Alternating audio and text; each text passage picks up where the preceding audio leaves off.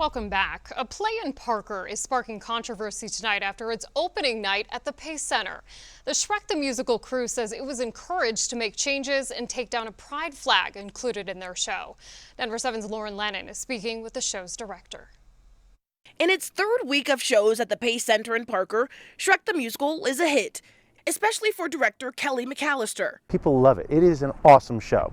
As the director, McAllister puts his own unique and creative spin on the show. I felt like I was doing something that I could be proud of and that we could all feel proud of, and we did. Like incorporating a pride flag into one of the musical numbers. There's a musical number called Freak Flag, where all of the fairy tale creatures who have been kicked out of their homes by Lord Farquaad are deciding they've had enough of being dispossessed and treated like garbage, and they stand up for themselves and they sing a song called Freak Flag. It's time for standing tall, basically.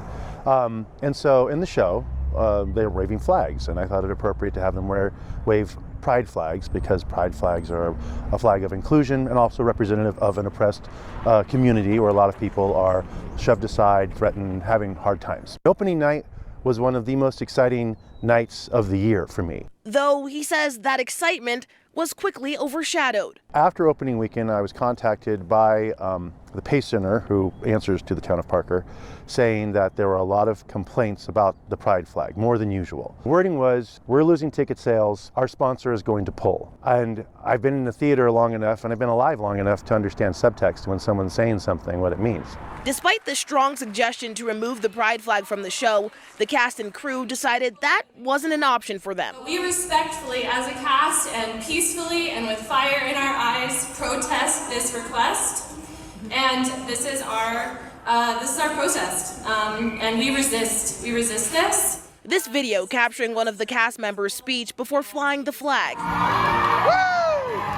A parent sent Denver 7 these communications from Lutheran High School, saying the school is a regular sponsor of the family musical, and after the first weekend of shows, the school was made aware of content in the production that did not align with their mission and values. An update was then sent to parents announcing that the school was pulling their sponsorship after they heard the performance continued to include the content. And would you say that you are worried about your future partnership with Pace? Yes, it does affect me financially, but I don't care, and I think that's important.